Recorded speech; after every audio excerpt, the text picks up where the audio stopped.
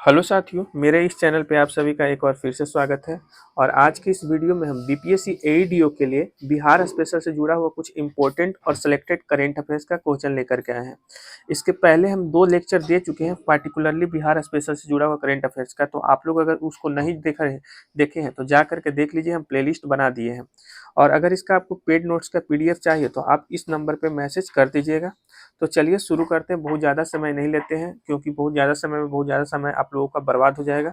चलिए शुरू करते हैं। आज का मेरा पहला क्वेश्चन है कि भारतीय रेल ने रुद्राष्ट्र का सफल प्रशिक्षण कहाँ पे किया है।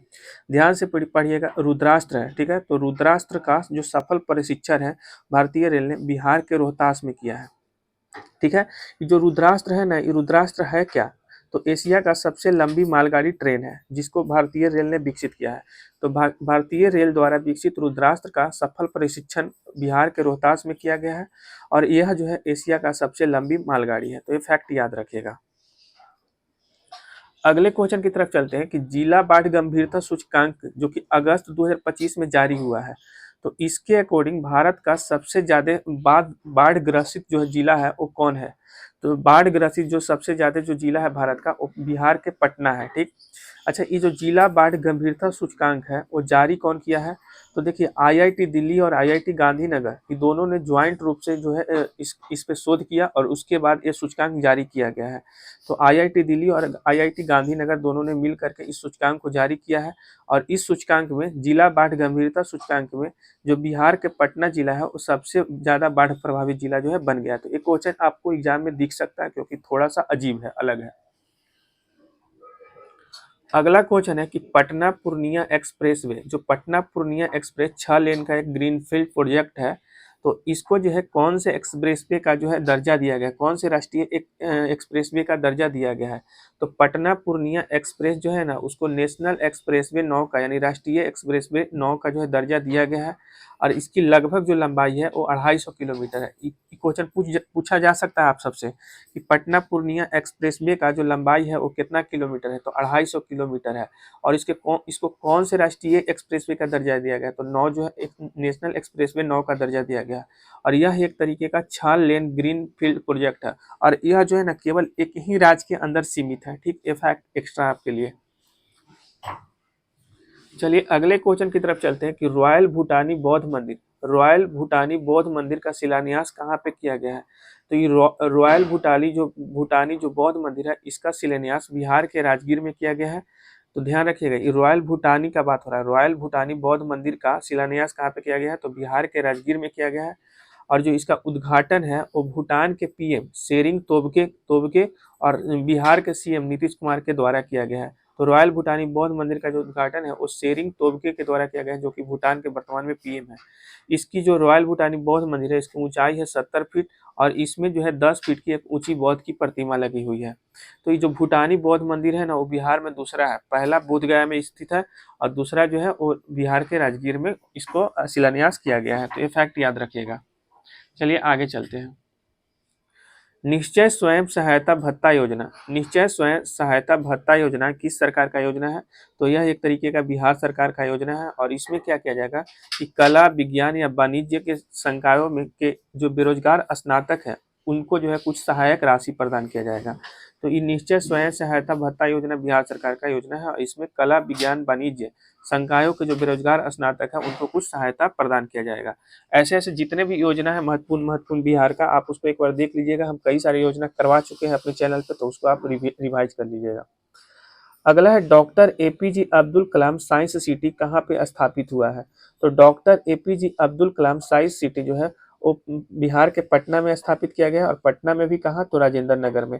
तो पटना के राजेंद्र नगर में doctor APJ Abdul Kalam science city जो है स्थापित किया गया है। तो ये फैक्ट ध्यान रखिएगा। चलिए नेक्स्ट पेज की तरफ चलते हैं। एक मिनट, थोड़ा सा पेज जो है मुड़ गया है, किसी तरीके से सही कर लेते हैं। चलिए अगला क्वेश्चन है कि 20वां अंतर्राष्ट्रीय त्रिपिटक जप समारोह 2025 का आयोजन कहाँ पे हुआ है। ये 20वां का बात हो रहा है, ठीक है। 20वां नंबर का जो अंतर्राष्ट्रीय त्रिपिटक जप समारोह जो है, इसका आयोजन कहाँ पे किया गया है, तो बिहार के बोधगया में किया गया। बिहार के बोधगया में 20वां अंतर्राष्ट्रीय त्रिपिटक जप समारोह 2025 का आयोजन किया गया। तो ऐसा क्वेश्चन एग्जाम में आपको दिख सकता है। अगला क्वेश्चन है कि 12वां नंबर का जो हीरो हॉकी एशिया कप 2025 है, इसका मेजबानी कहाँ पे किया गया है? तो 12वां नंबर का जो हीरो हॉकी एशिया कप 2025 है, इसका मेजबानी बिहार के राजगीर में होगा। ठीक है, तो ये फैक्ट याद रखिएगा। अगला क्वेश्चन है कि ग्रामीण क्रिकेट लीग शुरू करने वाला पहला राज्य कौन बन गया? तो ग्रामीण क्रिकेट लीग शुरू करने वाला भारत का पहला राज्य बिहार बन गया है, और इसमें 13 से 23 वर्ष के जो युवा है उसमें इसमें भाग ले सकेंगे। तो ग्रामीण क्रिकेट लीग शुरू करने वाला पहला राज्य कौन बना है? तो बिहार। ये क्वेश्चन जो है बिहार एसआई में भी पूछा गया है, तो हो सकता है आगे के एग्जाम में भी पूछा जा सकता है। तो फैक्ट याद रखिएगा, ग्रामीण क्रिकेट लीग शुरू करने वाला भारत का पहला राज्य कौन बन गया? तो बिहार। एक मिनट, थोड़ा ब्लर हो रहा है। विश्व का सबसे बड़ा अस्पताल अखंड ज्योति आई हॉस्पिटल का शिलान्यास कहाँ पे किया गया है? विश्व का सबसे बड़ा अस्पताल है अखंड ज्योति आई हॉस्पिटल, तो इसका जो है शिलान्यास कहाँ पे किया गया है? तो सारण में किया गया है। विश्व का सबसे बड़ा अस्पताल अखंड ज्योति आई हॉस्पिटल। आगे चलिए, देखिए आप लोग बोल रहे थे कि बिहार वन स्थिति रिपोर्ट 2023 करवा दीजिए। देखिए ये जो बिहार वन स्थिति रिपोर्ट है ना, ये हर 2 साल पे जारी होता है, और इसको जो जारी करता है, आपसे पूछा जा सकता है कि बिहार नहीं, मतलब वन स्थिति रिपोर्ट भी अगर बात करें तो जारी कौन करता है? तो भारतीय वन सर्वेक्षण जारी करता है। ठीक है, तो आपसे इससे रिलेटेड जो है ना एक क्वेश्चन एग्जाम में जरूर दिख जाएगा, तो इसको हम सोच रहे हैं कंप्लीट करवाते हैं इस वीडियो में। तो बिहार वन स्थिति रिपोर्ट 2023 में जो जारी हुआ था, ये 18वां ही रिपोर्ट था, और प्रत्येक 2 साल में ये रिपोर्ट जारी होता है, और इसको जो जारी करता है वो भारतीय वन सर्वेक्षण जारी करता है। पहली बार 1987 में ये जारी किया गया था, और हमेशा 2 साल पे ही जारी होता है, लेकिन 2023 के बाद 2025 में जारी होने वाला था, लेकिन अभी जारी नहीं हुआ है, तो इसीलिए क्वेश्चन जो है 2023 से ही बनेगा। तो बिहार वन स्थिति रिपोर्ट 2023 का जो इसके अकॉर्डिंग कुल वनावरण कितना है? वनावरण मतलब जंगल एक तरीका से मान लीजिए, तो कुल जो वनावरण है वो लगभग 7,532 किलोमीटर स्क्वायर है, जो पूरे भौगोलिक क्षेत्र के बिहार का लगभग 8% है।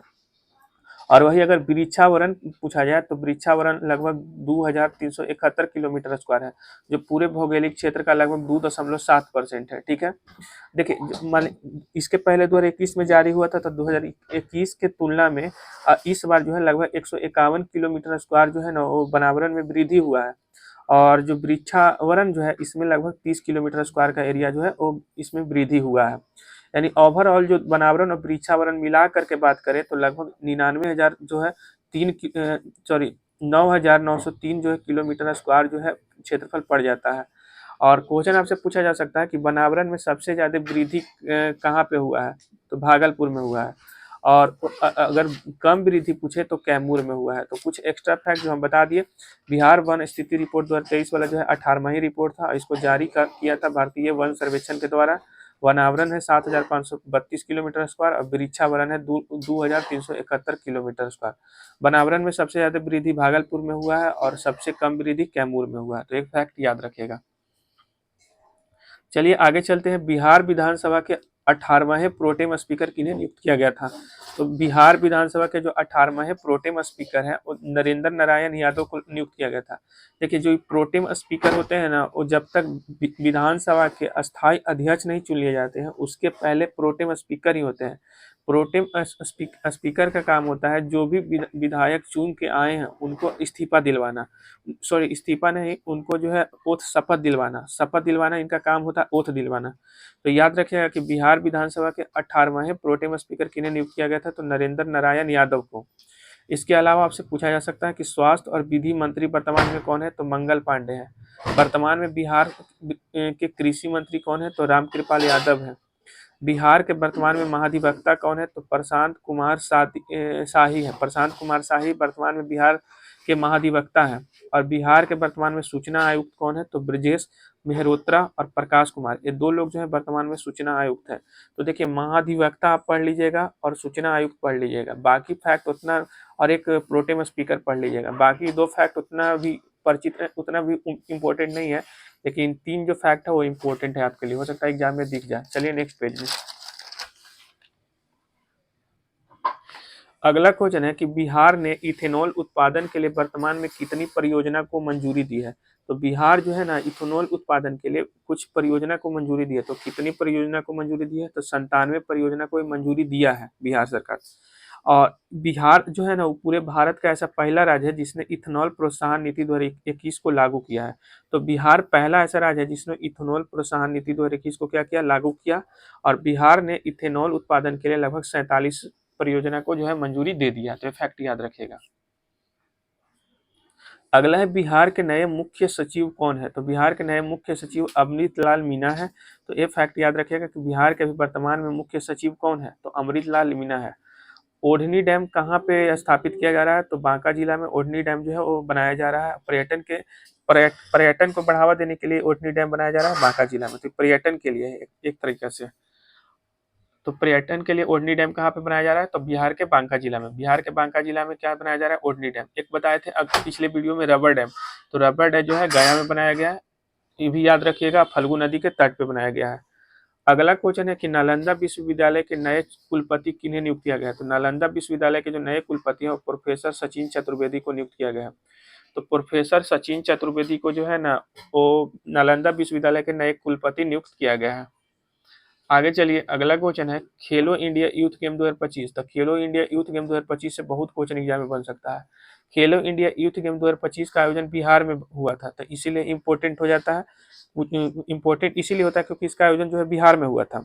बिहार के कितने शहरों में हुआ था, तो बिहार के 5 शहरों में खेलो इंडिया यूथ गेम्स का आयोजन हुआ था। पटना, राजगीर, गया, भागलपुर, बेगूसराय। तो ये 5 जिला में जो है खेलो इंडिया यूथ गेम 2025 का आयोजन हुआ था। आज खेलो इंडिया यूथ गेम 2025 था, इसका शुभंकर पूछा जा सकता है आपसे। तो गज सिंह, गज मने हाथी, सिंह मने शेर, तो गज सिंह इसका शुभंकर रहा था। थीम सॉन्ग पूछे तो खेल के रंग बिहार के संग। ये जो संस्करण था वो 7वां था, याद रखिएगा। खेलो इंडिया यूथ गेम 2025 में जो हुआ था ये संस्करण 7वां था। इसका आयोजन महाराष्ट्र में हुआ था और लगभग 158 पदक जीता था। जो महाराष्ट्र है 100 टॉप में रहा था, 158 पदक जीता। और बिहार का स्थान जो है 15वां था। तो खेलो इंडिया यूथ गेम्स के बारे में और विशेष जानकारी आप लोग कहीं से मिले तो ले लीजिएगा, क्योंकि एक्स्ट्रा बहुत क्वेश्चन इससे बन सकता है। हो सकता है बिहार में आयोजन हुआ इस कारण से।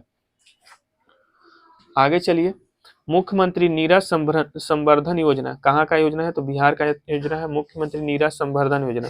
इस योजना का उद्देश्य यही है ना कि शराबबंदी के बाद जो है ना क्या हुआ कि ताड़ी के जो व्यवसाय है उसको प्रोत्साहित करने के लिए जो है मुख्यमंत्री नीरज संवर्धन योजना शुरू किया गया था। तो ये एक तरीके का बिहार का योजना है और शराबबंदी के बाद जो है ताड़ी के व्यवसाय को प्रोत्साहित करने के लिए योजना को शुरू किया गया था।